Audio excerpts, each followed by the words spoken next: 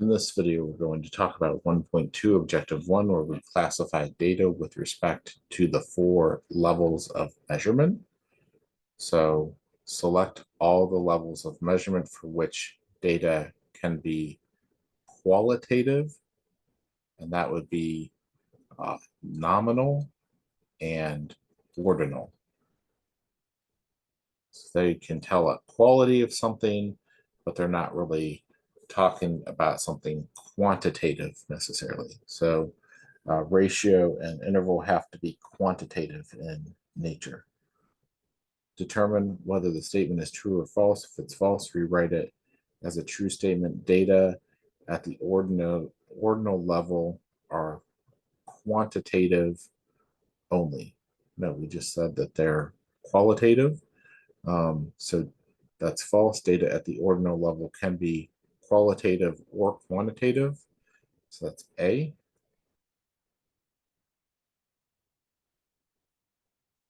Determine whether the following statement is true or false. If it's false, rewrite the statement as a true statement.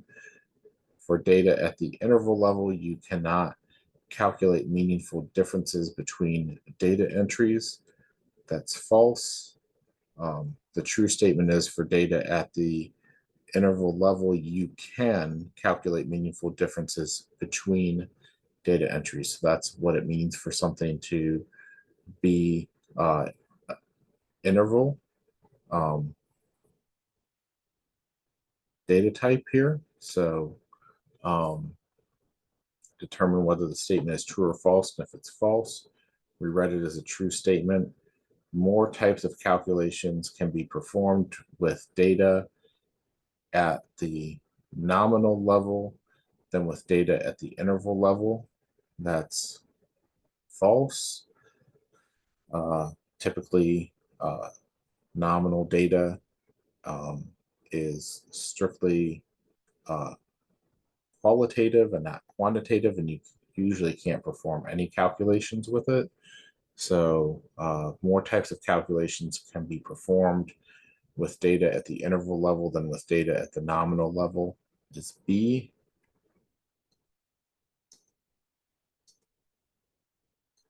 There we go. Determine whether the following statement is true or false. If it's false, rewrite it as a true statement. Data at the ratio level cannot be put in order. That's false. It definitely can be put in order, and it has a true 0 value, and it's significant to say that something is so many times bigger or smaller that you can find ratios of the things that are meaningful. So data at the ratio level can be placed in a meaningful order is B.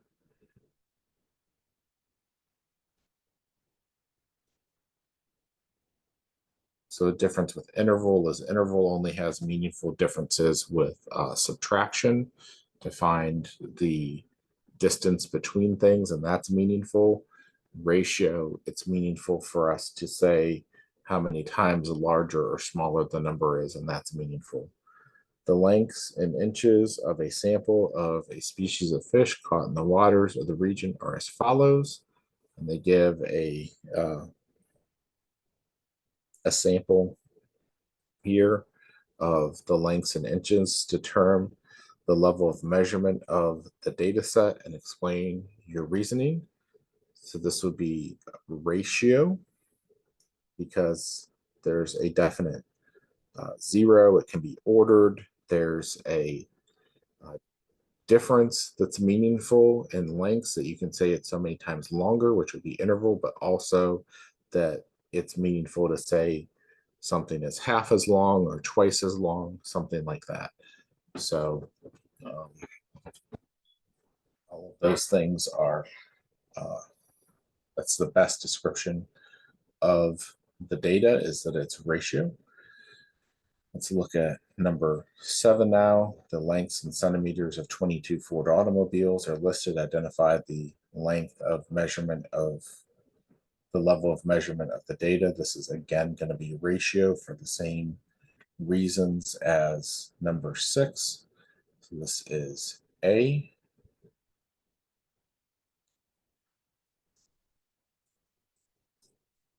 The list of books that your friend read for school for the past 5 months is shown below, and the names of the books are given.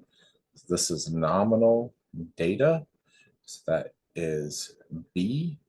It's just names of things. We can't do any calculations with that other than count how many things are in the list. And let's keep going here. The following appear on a physician's intake form. Identify the level of measurement of the data. So height would be something that is ratio.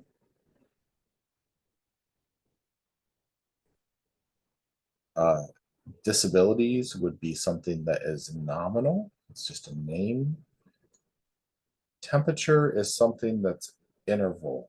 So unless we're talking about degrees Kelvin, zero, while it has some special significance in degrees Celsius, it's not a true zero.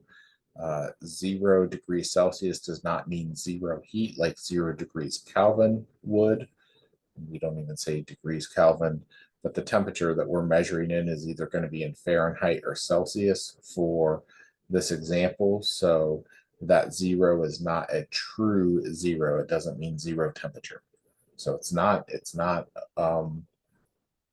ratio. It's just interval, where it's interesting for us to say how many degrees temperature went up or down, but it's not meaningful for us to say, oh, the temperature is twice as high, that 70 degrees is twice as hot as 35 degrees. Okay. What is the level of measurement for the pain level scale of 0 to 10? So that is going to be ordinal.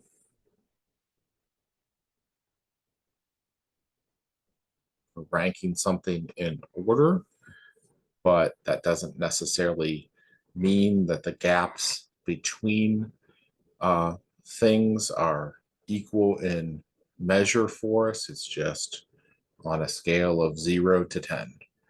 So let's go ahead now and look at question 10. The regions of the country with the 6th highest levels of coal production last year are shown below.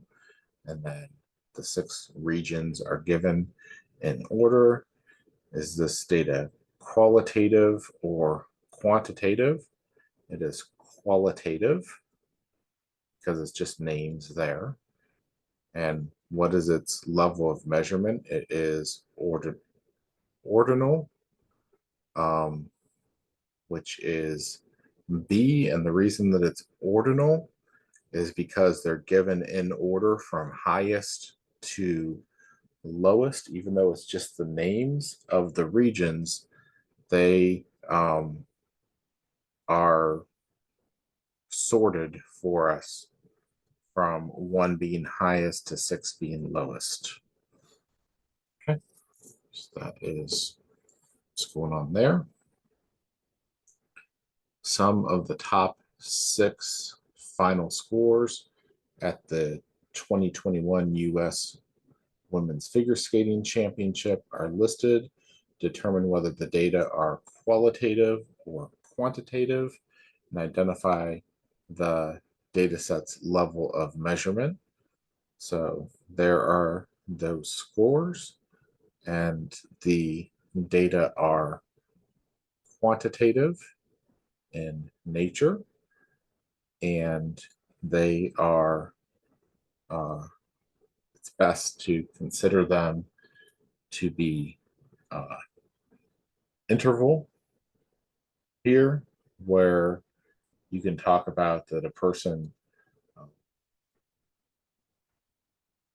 scored this many more points or whatever in figure skating, but there's not really a true zero, and you're not going to divide or multiply somebody's scores together and get something that's meaningful. You're not going to, for instance, say that somebody's performance was half as good because they got half the points. Now, getting half the points here would be terrible, right? Something that would be twice as good